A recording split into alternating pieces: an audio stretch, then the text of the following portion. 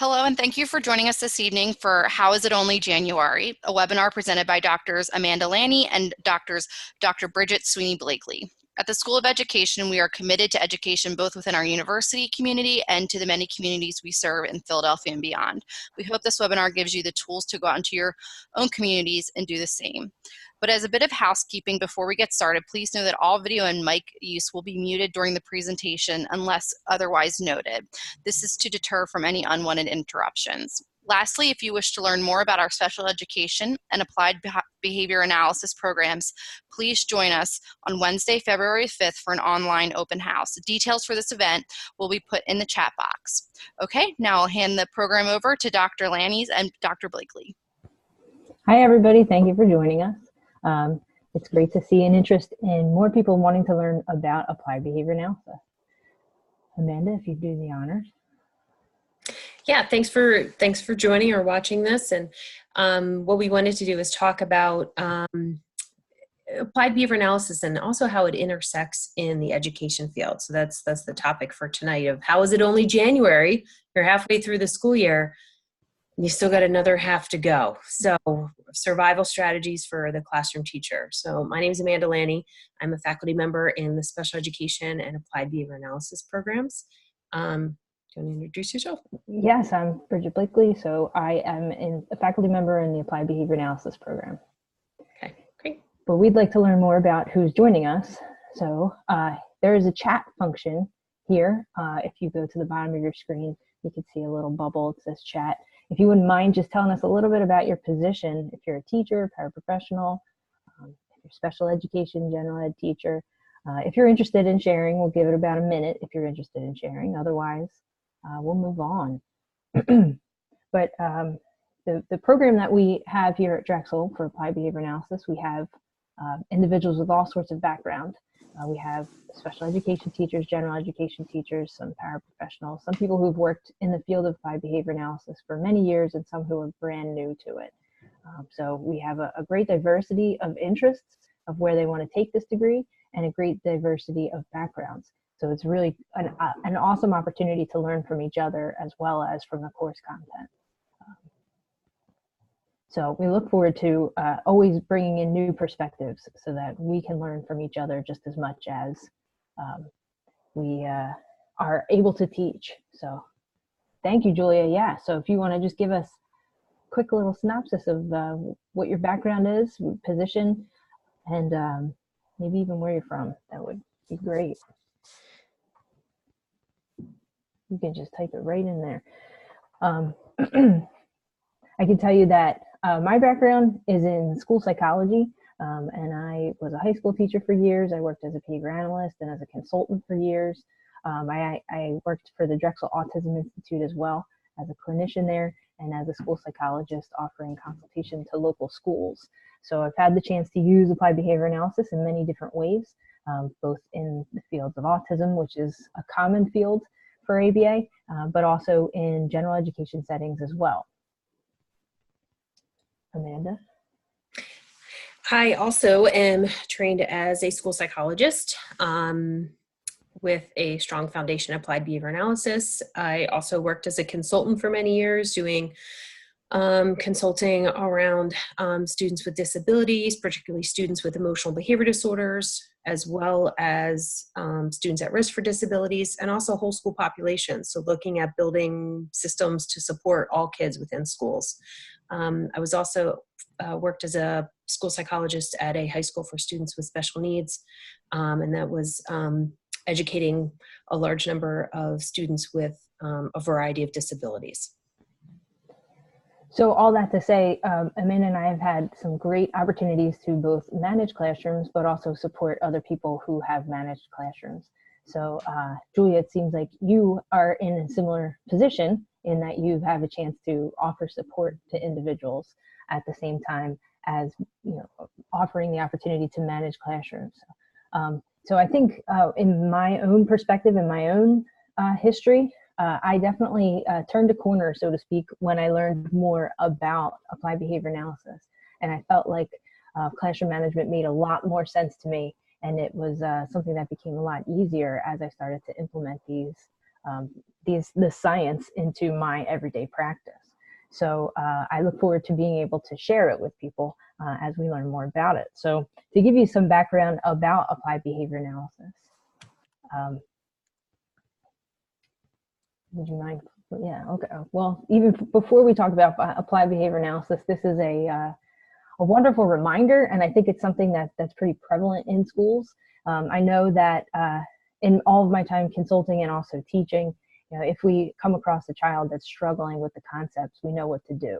If they don't know how to read, we know how to teach them. If we're not sure how the students cannot swim at this point, we know how to teach them to swim. We know how to teach them to multiply. We know how to teach them to drive.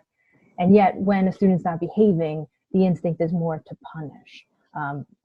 It doesn't fall in line with all of the other expectations that we have. So it's an interesting phenomenon that we recognize, and I think it's something that we in the field of education have to really come to terms with. So tonight, we're going to spend some time talking about ABA in general, and we're going to dig into those concepts a little bit more to talk about functions of behavior, as well as how we derive functions of behavior through the ABCs of behavior. Then we'll get the opportunity to talk about, once we recognize behavior and those functions and we learn more about behavior, what should we do about it? How can we prevent problem behaviors from happening, specifically in different realms of the classroom? We think about routines being a big challenge for a lot of classrooms, and where a lot of problem behavior tends to happen. So we'll talk about how we can really implement some good strategies overall in the classroom, including routines and expectations. So, as I teased, let's talk a little bit about ABA. ABA, it's a science, right? So it's a science about taking the idea of behavior and seeing how we can use the environment around the behavior in order to change it in a way that's socially significant. So when I say socially significant, I mean in a way that's going to be beneficial for the individual and for the society as a whole. So all of these ideals, all of these ways of modifying behavior, they come from scientific research, years and years of it. And we take science and we apply it in a very strategic, meaningful way. And in the end, we're able to really find some ways to modify behavior and create opportunities for success for all of our clients that we work with. ABA is not limited to just individuals with challenging behavior. As I mentioned, I worked for a long time in a general education setting. So the concepts of ABA apply to everyone. In fact, I use them with my husband quite often, especially when I'm trying to get him to empty the dishwasher. So it helps a lot. But in pursuing ABA and pursuing the knowledge, and once you have the opportunity to fulfill certain requirements, then you would be eligible to be board certified in behavior analysis. And most of our students are pursuing the BCBA, which is an amazing credential that really opens a lot of opportunities for the profession. Sorry. All right, so let's talk about some of these concepts of ABA. As I mentioned, we're focused on behavior, and we're going to define what behavior is because it has a very specific definition when we're talking about ABA. But when we look at what our students are doing, when we look at what our husband's doing, when we look at what's happening in what individuals are actually doing, almost all behavior, in fact, I would argue all behavior has one of two functions. You're either trying to get something or avoid something. So when I do trainings in schools, this is always a fun game when I ask people to tell me a behavior they engaged in today, and then we determine whether it was to get something or to avoid something. And I can tell you that I am undefeated at this point in that all behavior is to get something or avoid something. So when we say get something, I'm talking about I engage in a behavior, I do something in order to get access to a certain activity or a certain task. Or maybe I end up getting attention of some sort, whether it's positive, negative, favorable or unfavorable. I'll get attention for engaging in that task or that behavior. Or sometimes I do something to get something, an actual specific tangible item or an object. So familiar examples from a school setting, I yell, and I've worked with many students who yell randomly. But when I yell, other people look at me, give me attention, or other people come over and try and console me. So when I yell, I get that attention, whether favorable or unfavorable, pretty consistently. Or I push others, because when I push others, I am able to keep the toy that other people were trying to take from me. I was just observing my son today in a little school type setting, and there was a lot of pushing happening, and that pushing was pretty consistently being met with the opportunity to keep that toy. And that's something that, it's very common with different age groups. And then running. If you've ever worked with students that struggle to stay in the classroom and they want to be out of the classroom, they run out of the classroom because very often what happens is people are going to follow them. So obviously this is not blanket statements. Every behavior is very different, but depending on the environment. But these are examples of some things that have some history. All of these examples there are trying to get something. The behavior itself leads to getting something. On the flip side of it, getting away from things, so that task, person, that item that I'm trying to avoid, sometimes I engage in behavior to avoid those specific things, perhaps same things. So I cry when my math work gets very hard because someone will help me. Okay, so I'm avoiding my math work, somebody's helping me, I'm not working independently anymore. I'm going to cry more often because that help comes more consistently. I throw the book during math because the teacher will remove me from class. So now math has been removed from my environment. And it was very aversive to me in the beginning, so now it's no longer an issue. Or I rip up the art materials because the teacher tells me, why don't you just watch? You don't have to engage in art right now. You don't have to participate, right? Because otherwise I'll rip up the paper and then the teacher just doesn't want to have to clean up the paper. I don't blame that teacher, but what's happening now is that ripping behavior is leading to avoiding that potentially aversive thing of engaging in that art activity. So all behavior is one of those things, getting something or avoiding something. So it's our task in ABA is to take a look at all of the contingencies, all of the specific stimulus, all of the things that are surrounding that specific behavior. And by paying attention to what happened right before the behavior and what happened right after the behavior, we're way more likely to understand it. And when we understand it, then we have the opportunity to change it.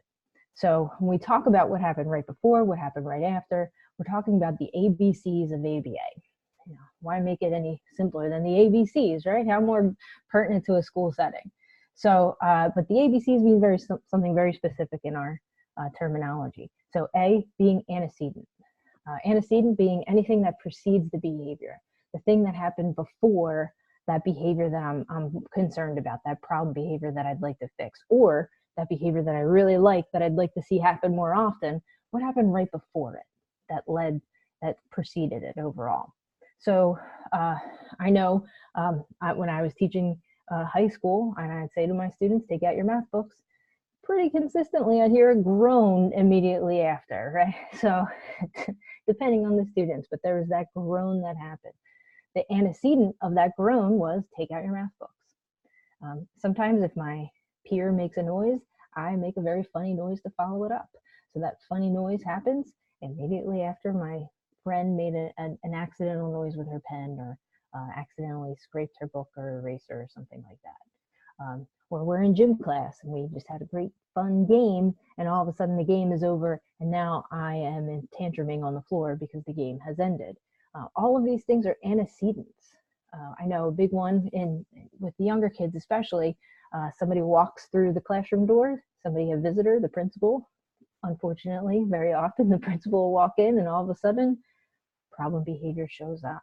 So these are antecedents, and if we can find some consistent antecedents to behavior, again, that's us understanding the behavior a little bit more so that we can work on trying to modify it. So when I say, what are those influences, what does it actually look like? These are common examples by me as the teacher saying, sit down, the person sits down. That's very clearly antecedent behavior. There's clearly a connection there, or at least it would seem that there's a connection there. Sit down leads to the person sitting down. Well, that's pretty clear and consistent that there's that relationship. But sometimes sit down leads to the person biting their hand. Now, at this point, Do we know if sit down is always going to precede biting hand? We don't know that. We need to see over time whether that's consistent or inconsistent. But it is also possible that sitting down is the signal that there's going to be something that's potentially aversive coming up. Oh, if I sit down, that's going to happen. Let me bite my hand, and then I might have the opportunity to escape it. So paying attention to what actually precedes the behavior is going to give you a lot of opportunity to be able to modify it and change how you proceed and how the things you say and the things you do in the event that we have the opportunity to change that behavior. Behavior. So I've said it a million times, might as well define it, right? So when we say behavior, it means something very specific. Behavior is a term that we use to talk about any observable action of a living organism. So this would be anything I can see. So whether it's a good thing, a bad thing, if it's observable, it's a behavior as long as there's an action involved. We don't include in the term behavior internal states or feelings, and that's because we can't see them. So we're going to stick to things that we can see that actually show some kind of interaction with the physical environment. So, when I slam my book on my desk, there's a noise. That's a very clear interaction with the physical environment. When I take the trash out to the trash can outside, there's a clear interaction. That trash is no longer there smelling or in my way of some sort. So when we talk about behaviors, we're saying there's an action that we can visibly see, there's some kind of impact on the environment, and in the end, we can measure that behavior in some way. And that means that we take that behavior itself and we dive into details about it. Let's identify objectively what we see, and then we can measure it in a way that's consistent across time. So we don't talk about things like inappropriate behavior because it's very broad. So inappropriate behavior means a whole bunch of things. So in ABA, we get more specific. Instead of inappropriate behavior, we might say curse words, using curse words, or drawing on the table, or I don't know, making animal noises. So that's taking that broad label of inappropriate behavior and getting very specific. We also avoid talking about intent because, again, it's not observable. So we can't read people's minds, unfortunately. We're pretty good at doing a lot of things in ABA, but reading people's minds are not one of our skills, at least not mine. So we can't measure intent. We can't predict what somebody is intending to do. So we don't talk about intention. We also don't label things that are internal, as I said, internal states, feelings. So we don't call somebody mad, sad, or hungry because we can't see that, we can't observe that. Unless they say, I'm mad, then we can do something with that because that's an observable behavior. So following a behavior, there's typically a consequence. So that's your C in our ABCs. So we're talking about, we've observed this behavior, there's something that's clear, there's an impact with the environment, there's an antecedent, and then there's typically a consequence. So this consequence follows a behavior. If the consequence is desirable, so as I mentioned, it's get something or avoid something. So if I'm avoiding the thing I find aversive, or if I'm getting the thing I find preferred, we'll see that behavior happen more often in the future. But if not, if it's leading to something undesirable, then I'm less likely to repeat that behavior in the future. So we can talk more about that with a few examples. So I give you an assignment, I slam the desk and throw the pen. The reprimand happens immediately after. Well, now we have to take a look at, through the lens of behaviorism, was that reprimand something that was favorable or unfavorable? Because what happens is, when I am reprimanding you, I'm also not doing the work, right? So if I'm yelling at you, the work has been taken from me at that point.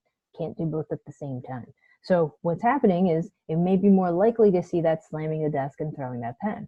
However, if that reprimand is very embarrassing, if it was something that was just not favorable, then that slamming the desk and throwing the pen may be less likely to happen again in the future. What about if slam the desk, throw the pen, reprimands tells you to cool down, take a walk in the hall? Well, that cool down, take a walk in the hall could be one of two things here. If we see that behavior happen more often in the future, then we might say, through the lens of behaviorism, that that behavior was meant to get attention or avoid the work. Both of those things are very reinforcing. Both of those things make that behavior much more desirable because it's going to lead to more desirable consequences in the future. But how do we know what actually is happening? And we do that through the use of a functional assessment. We take a look at this ABCs of behavior in a much more structured way. And I'm going to skip a bunch of these examples just to forewarn you because I'm going over time a little bit. So we take a look at the ABCs. We can really break this down and say, look at it very structured. Let's pay attention to that specific behavior itself. And then let's look at what happens immediately after that behavior. And then we start paying attention to what happens before the behavior starts. And that's how we put it all together in ABA, and we come up with really helpful recommendations for how we can try and avoid the problem behavior in the future. So, for example, this was common in my high school classroom. So we'd have using profanity, drawing pictures on assignments. And that's a behavior I definitely wanted to decrease. But while what happened immediately after they used profanity, drew pictures, there was a lot of laughter from peers for the profanity, and then they can't do the work if they've drawn on the work, so therefore no work. Escaping work, laughter from peers. And that typically happened every time a math worksheet assignment was given. And it was even more valuable because they haven't had the chance to interact with their peers for at least 30 minutes before they've given them that math worksheet. So now there's a great deprivation of peer attention, and now that peer attention is super valuable. So taking a look at this scenario here, it's pretty easy to see that this behavior, I think if we move one more slide, I think another example there. Oh, didn't go. But that behavior clearly was trying to escape the math work. So it was our job to figure out how we can try and modify that behavior so they don't have the opportunity to escape that math work. So here's another example. We'll go through it pretty quick. Marla steals objects, hides them in her desk or backpack. There's always a big scene when the objects are discovered. The problem is most likely happening during the independent seat work and when she hasn't had teacher attention for a while. So we can pay attention to all these factors happening and break it down into this nice little four-term contingency. Stealing objects is clearly the problem behavior. What's happening immediately after is they're getting some reprimands, and that happens most of the time when they're working alone and when that teacher hasn't been able to give attention. So in the end, what would you say? The function of the behavior, avoid something, get something? I'd say they're trying to get something. I think they're trying to get attention for stealing that object. So then what will we do about it? We might try and find ways to offer attention for other means and not just for stealing objects. You want to do the video or you think? Okay. So here's a quick video, and I want you to think about it right from looking at the video. What is the problem behavior that we want to focus on? And then we'll talk about ways that and the consequences that come after it in antecedent. So keep that in mind as the video plays. Hang on, I have to share this video. 1 second.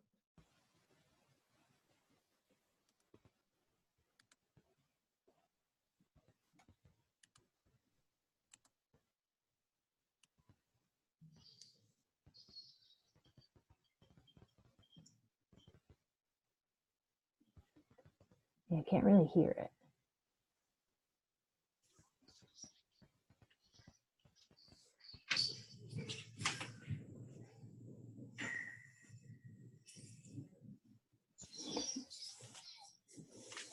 So in case you can't hear it, I'll narrate it a little bit.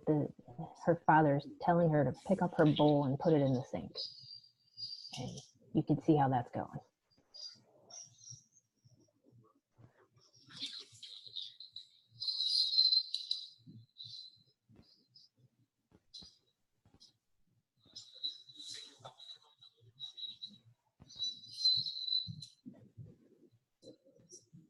Apparently that bowl is way too heavy to bring to the sink.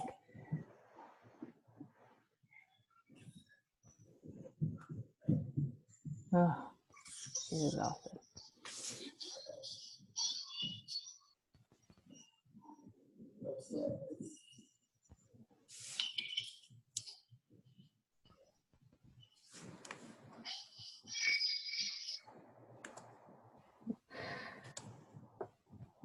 So I said I was afraid to laugh at that because I have a young child and I'm afraid that I might relive it if I laugh too hard at this.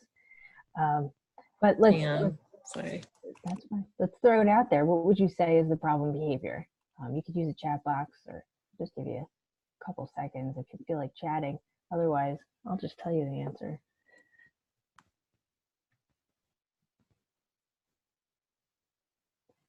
All right, so I'll tell you. How about that? Just for the interest of time. So the problem behavior itself was, if you could go forward there. So it was this dramatic tantrum is how I termed it. So she was pretending that the bowl was way too heavy to carry. And in the end, what would you say was the consequence? So what happened immediately after she pretended it was too heavy, she didn't have to clean up dinner because the bowl was too heavy. So she didn't have to engage in all of that particular that thing that she found pretty aversive.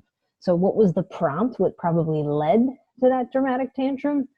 It's probably something like from her dad saying, help me clean the table. So that help me clear the table led to this dramatic tantrum, and the dramatic tantrum helped her escape the expectation to clean up after dinner.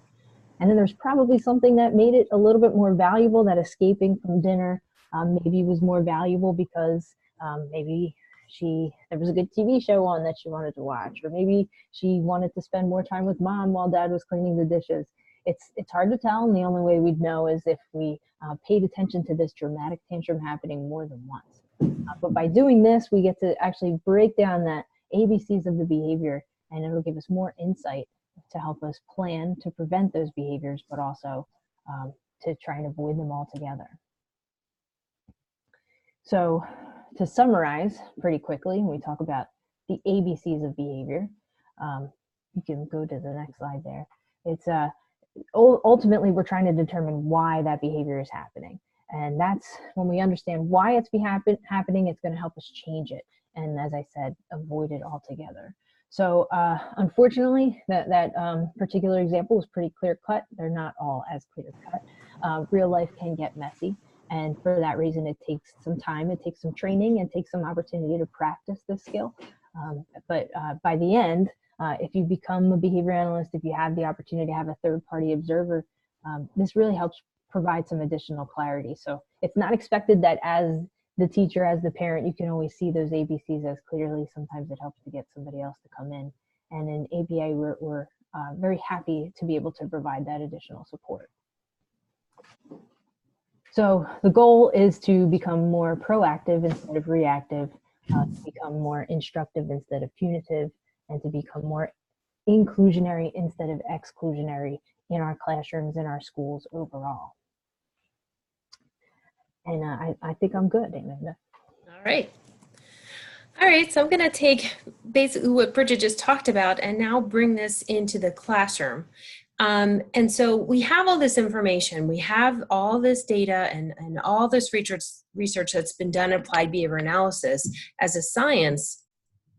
And we taught, and a lot of things have been looked at of how we can address challenging behavior, but we can use all of that same information from science and now think about how can we use that to be preventative? How can we use that in the classroom to prevent issues and to maximize the time that we have in the classroom and maximize instruction with obviously with our goal of improving academic outcomes for all kids.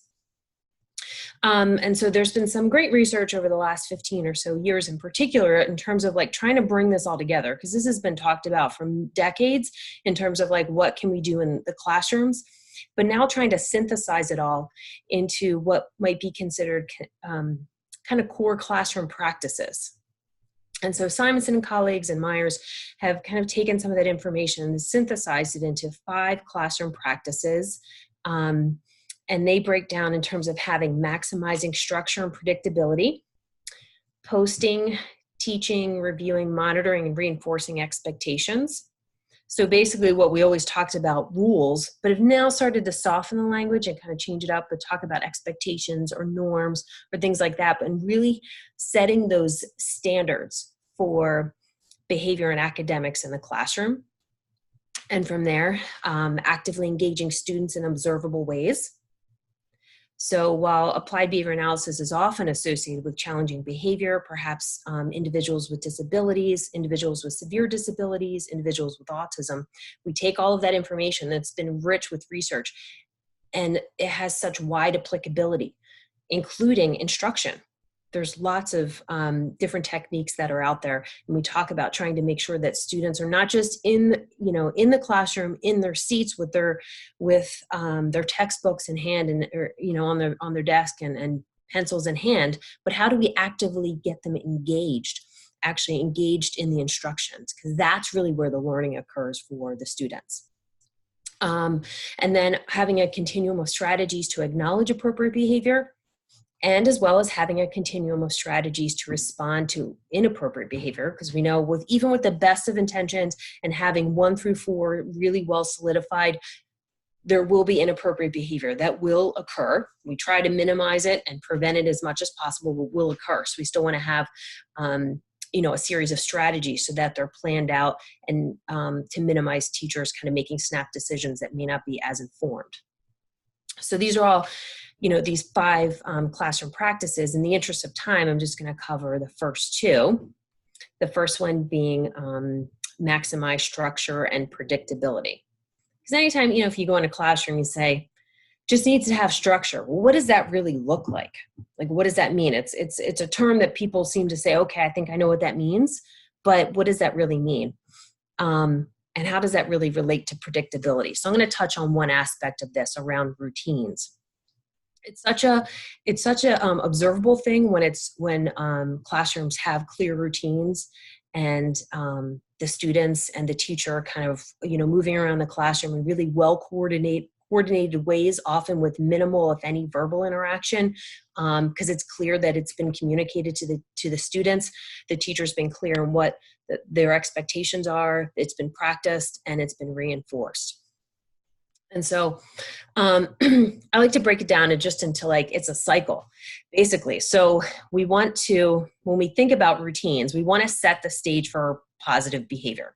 So what are we really talking about? Setting up antecedents. All of those things that Bridget just talked about in terms of antecedents for inappropriate behavior, we say the same thing for appropriate behavior. What are those things in the environment that we can set up to set the stage for positive or appropriate behavior?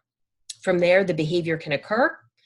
And then that should then lead to consistent follow-up on the part, primarily on the adult in a classroom. In a school setting, the follow-up typically occurs from the adult or the teacher in the classroom. So that's where we have behavior, and the consistent follow-up is consequence. Hopefully, as I'll talk about, there's a lot more consequence, and think more broadly in terms of not a disciplinary consequence, but in terms of an event that happens after a behavior occurs. We want to think about hopefully giving a lot more consequence or positive attention for the appropriate behavior and less attention for inappropriate behavior. So let's look at an example. This is one that I've seen multiple times over my years when I was consulting, where a teacher could, an elementary school teacher would make this directive, line up for recess. Pretty common directive, say, this is what we're doing. It's 12:05, it's time to line up for recess. In terms of antecedents, well, there's a number of them lacking. There's a lack of a lineup routine. And there's really no warning for transition or reminders, no warning that there's going to be any change in what's occurring from instruction to now going to recess, nor was there any reminders around what's expected for behavior, not just lining up, but also walking in the hallway, going down to the playground, wherever recess might occur. So because those types of antecedents are lacking in terms of the antecedents for appropriate behavior, there ends up being running to the door to line up. Kids start pushing in line. They might start arguing because saying, I was here first. And because, you're going to recess. Every elementary school child wants to be the first one out on the playground. So from there, then the adult ends up correcting the behavior. The fastest student, and a lot of times, can be the first one to get on the playground to recess. And, maybe the materials are left around the desk. And that might not be what the teacher necessarily desires in terms of making sure that the materials are put away and papers are where they need to be, pencils are in their desks, whatever the teacher might expect, but maybe not verbally communicated. So let's look at when there has been more of an effort of putting in place some of these antecedents in terms of trying to put in place, setting the stage for positive and appropriate behavior. So there's a 3-minute warning that there will be a transition occurring. There's a 1-minute warning, so the students know they really need to start wrapping up. The adult reminds the expected behavior for lineup. So this might be where some of the routine comes in and says, hey, this is, whether they line up by table or by row, depending on how the configuration of the classroom is, or maybe I've seen teachers that say, all right, everyone that has a red shirt on today and is sitting quietly may line up. Everyone who's, something like that. But no, regardless of what it is, that there's this expected behavior, and the students know what to can predict of what will occur. That then leads to materials being put away because these transition warnings have occurred, and then there's a quiet and orderly lineup. The adult then sets the stage for the adult to praise quiet and orderly lineup behavior on the part of the students in the classroom. And as needed, the teacher can kind of give quiet kind of corrections to students who are not following the routine. And hopefully, there should be a lot more students following this routine appropriately, that there should be very minimal corrections to the students who aren't following the routine. And most times going to recess is a pretty desirable activity. So it's less likely you're going to have some kind of students who wouldn't be following what's expected. So these things are really simple, but they're really powerful, because not only does it provide that structure that we talk about, it also provides a layer of predictability. The students know what to expect, and the teacher in turn has communicated their expectations, and they can predict that students will follow these routines. So there's this mutual kind of understanding of what is expected, and in turn there's more predictability in the environment and also on the student behavior. So if we want to think about routines and transitions a little bit differently, but they certainly play into one another. Routines are procedures that kind of set the flow for the classroom. They're often assumed, but not always taught, unfortunately. But we know when they are directly taught and practiced often, that things tend to go a lot more smooth. So whether it's in a classroom for getting the tissue, getting a needed supply, how do you ask to go to the bathroom? How do you line up? How do you, seek help if you need to? All of those kind of routines that are common in a classroom, when they're taught and practiced often, they then tend to be utilized, and with the goal, hopefully, of minimizing any disruption to instruction. I will tell you, one of my daughters was starting kindergarten after we were about the 4th or 5th day in, and I was like, how are things going? I said, what do you think in a kindergarten? She's like, all we keep doing is talking about rules and routines. And I just thought, okay, this is good. This is good. I really like this. So she had a really good, her teacher spent a lot of time on that. And anytime I went in and visited the classroom for parent days or parties or whatever, it was very clear that the routines were communicated to the students. And when the teacher made a signal, because you can use signals to do that, the children would respond. This was all 5-year-olds and 6-year-olds. And so common classroom routines, as I said, entering the classroom, lining up, asking for help, even working independently. What's the routine for that? If you're doing kind of learning centers or things like that, where a teacher's working with one group of students, what is the routine for everyone else? What happens if you're working independently and you need help, but the teacher's working with a group of kids and that shouldn't be interrupted? So what are the routines? How do students navigate that? So that's important to kind of think through. Relatedly, we have transitions. Routines are often embedded in transitions. So we just talked about that example of transitioning from the classroom to recess, to perhaps the playground, if that's where recess occurs. There's routines embedded with there in terms of lining up, going in the hallway, what are the expectations and what are the routines for that? So transitions, when done well, they really rely on relies on expected behaviors, and when they're done well, they can be very quick and efficient. When the behaviors aren't quite as expected, they often can be quite protracted in terms of like the length of transitions. But there's typically 2 types of transitions. One that involves changing from one activity to the next in the same location. So maybe changing from, math to reading in the classroom. You're staying in the classroom. You're not going anywhere else. That might be one type of transition versus another transition where we're actually changing a location. So as I said, going from the classroom to another classroom if you're in a secondary building, or going from the classroom to the cafeteria if it's lunchtime, something like that. With transition, there's a lot of emphasis on active supervision by the adults because we want to make sure that students are transitioning pretty orderly, following the expectations. And it is helpful when doing transitions to have like an attention signal. So that way, should you need to, you can quickly get the student's attention. So whether that's a clap, younger elementary grades might do something like that. But, I've seen certainly in older grades, teachers might hold up 2 fingers or something to indicate that, hey, I need your attention. And when you see this or when you hear this, you need to respond pretty quickly so we can be pretty efficient in doing so.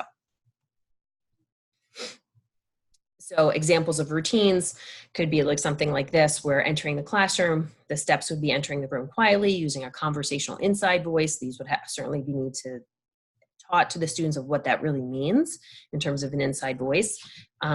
Keeping hands, feet, and objects to self, walking, moving directly, and we can read all those. And then another routine, as I mentioned on the previous slide, was asking for help. So what do you do if you have to ask for help? Because if every student who needs help asks the teacher first, that will likely disrupt instruction multiple times during an academic period. So here could be some clear routine steps that students are to take when they need help, particularly like a lot of times we're talking about, academic work, for instance.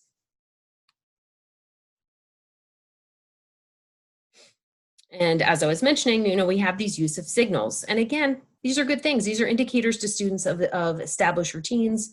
I talked about them in terms of having attention signals, so you can quickly get students' attention. You can also use different signals to indicate different routines within the classroom.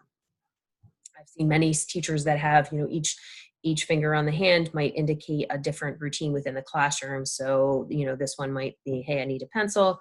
2 fingers might mean I need a tissue. 3 fingers might mean, I need to go to the bathroom, whatever it might be. But anyway, those have been communicated to students, and that way the teacher can quickly give a head nod if that should be the case.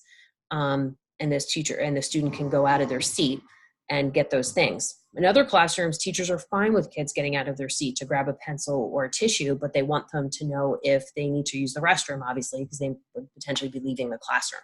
So that's all based on a teacher's preferences and how they want to run their classroom. But there's a variety of different ways to use different signals to hopefully kind of make it efficient and continue with instruction for the whole class.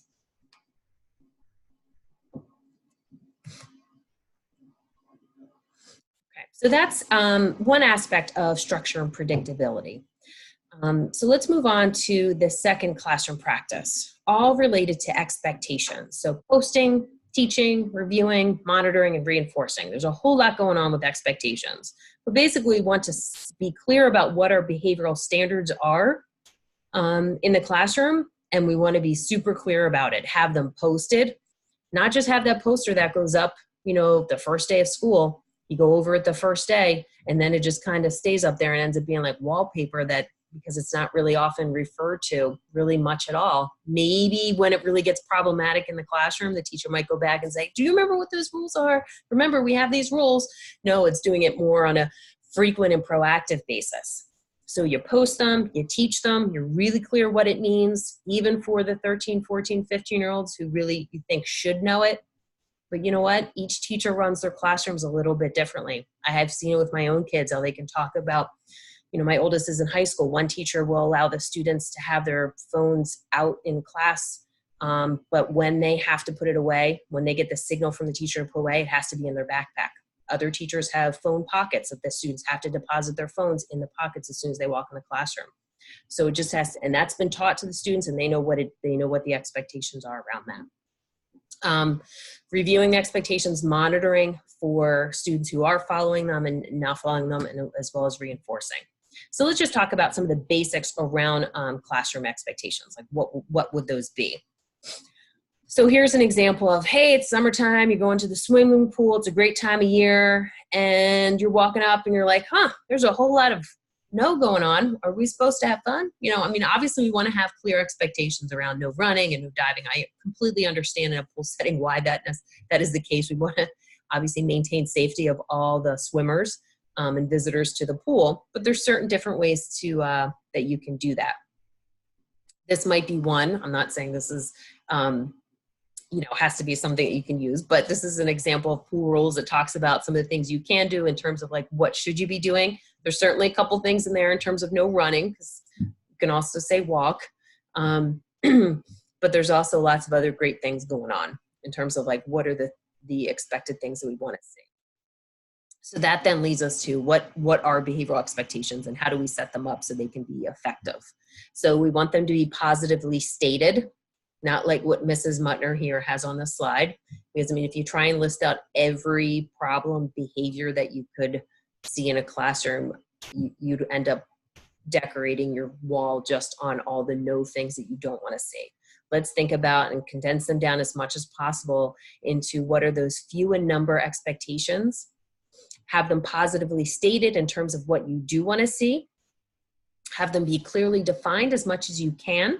And sometimes you do have to make them somewhat general in terms of like, following directions, for instance, because it can apply to a number of different directions that a teacher will give during any academic period. And also try and make them short and to the point.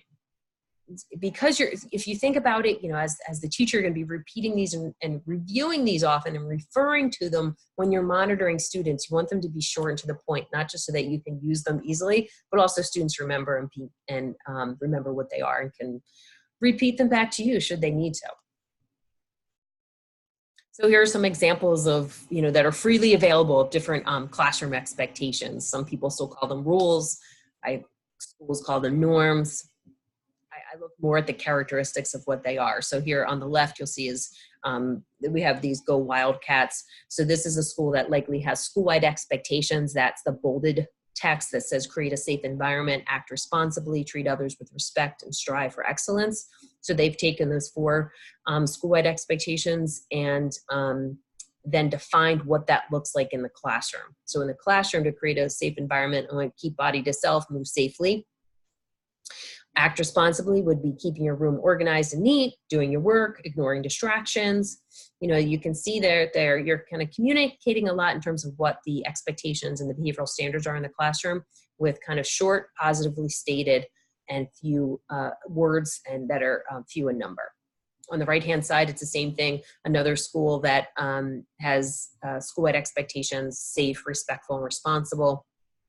And you'll notice that voice level 1 in the classroom, that's likely something that's been taught to what voice level 1 means to all the students.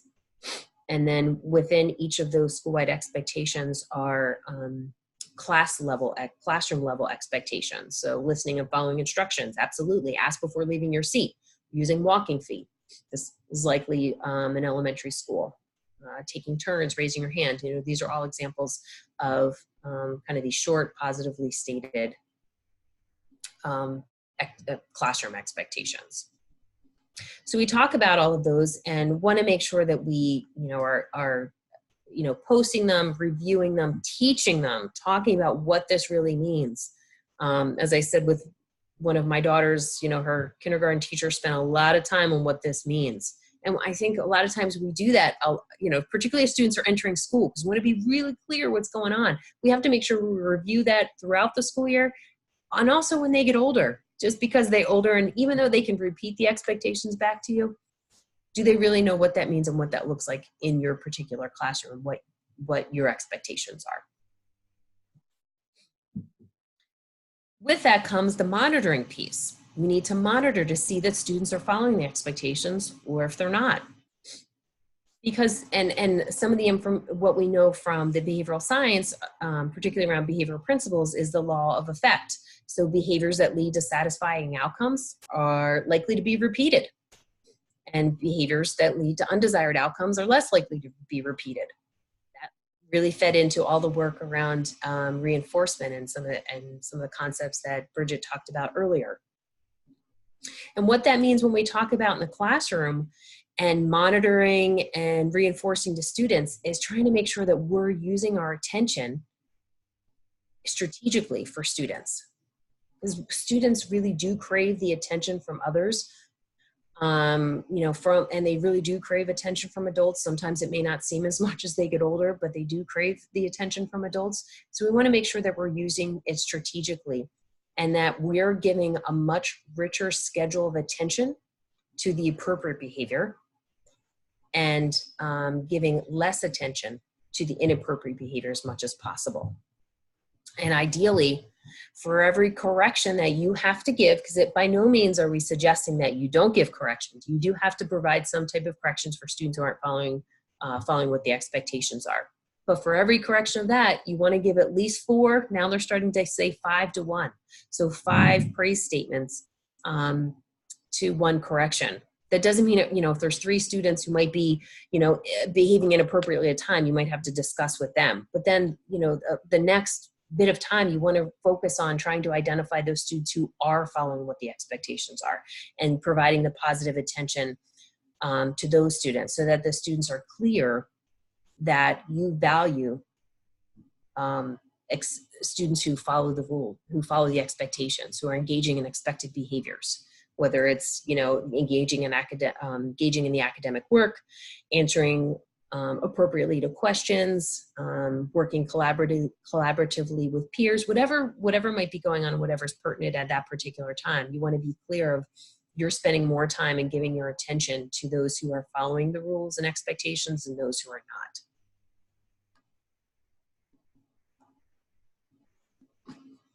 So let's wrap up and just from where we started and talked about applied behavior analysis.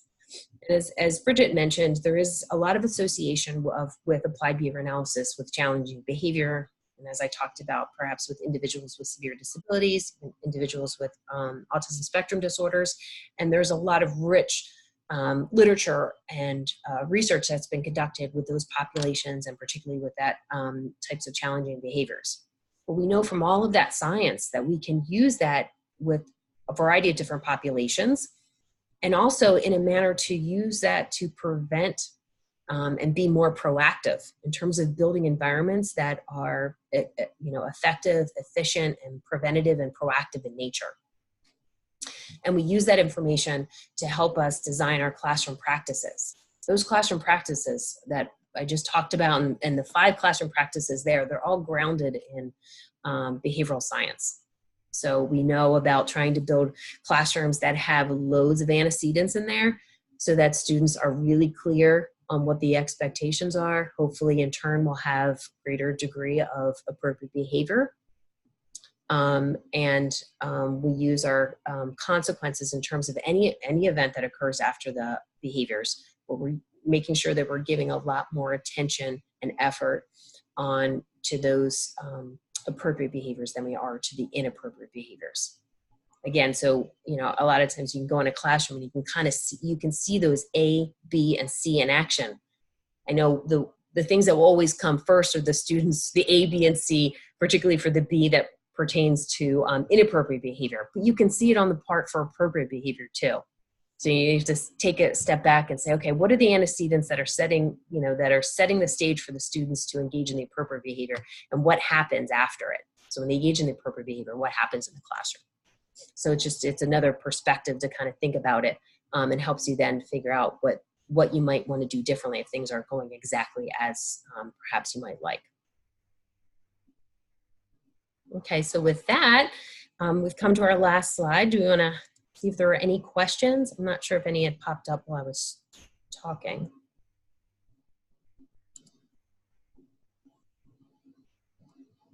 Oops. So are there any questions?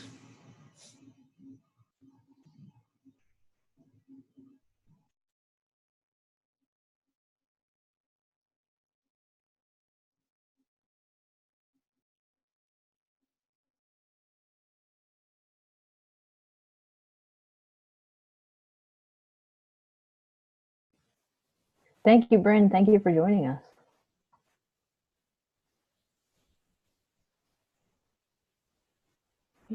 That's good to hear, Julia.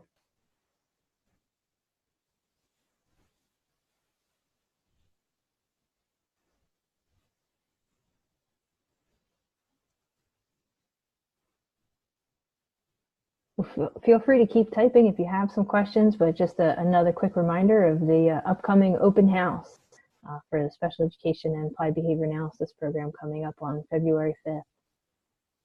Link to that in the chat box as well.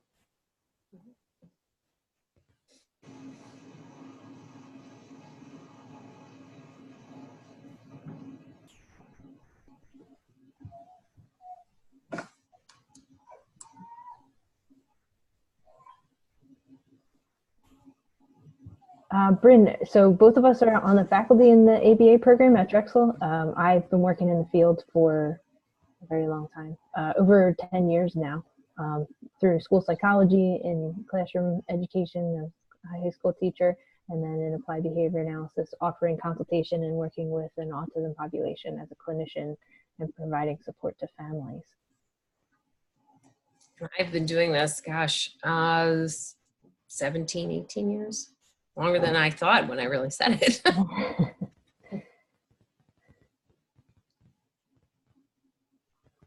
I'm glad you found this helpful, Beth Ann. Yes, and if you're interested in more information about how you can apply this, you can look to the field of ABA and also learn more about it in our open house.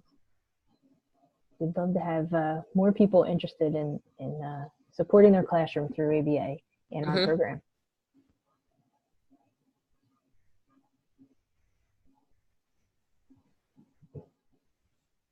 Quite welcome. Yeah, thank you for joining us.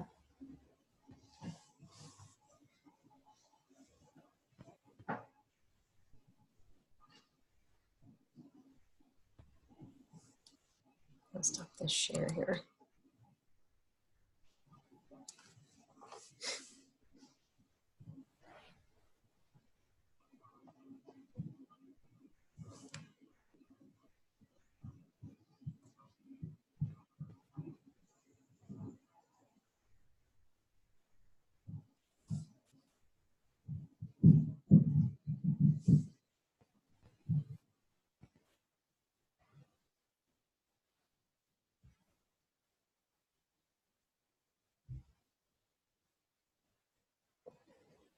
Yes, I can.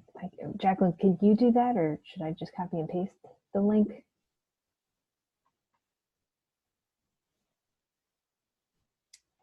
Yeah, I can do that. Hold on one second.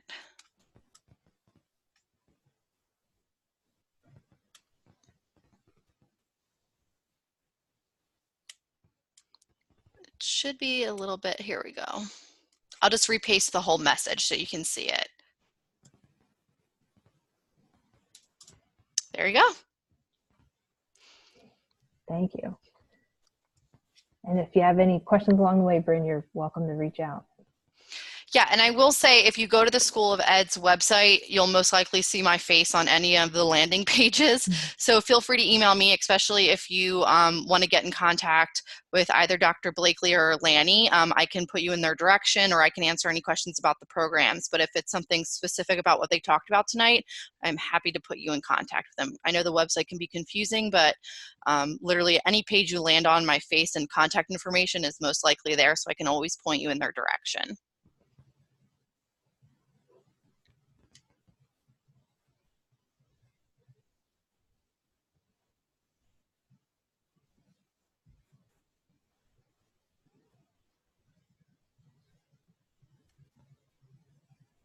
Okay, well, great. Thank you everyone for joining us tonight.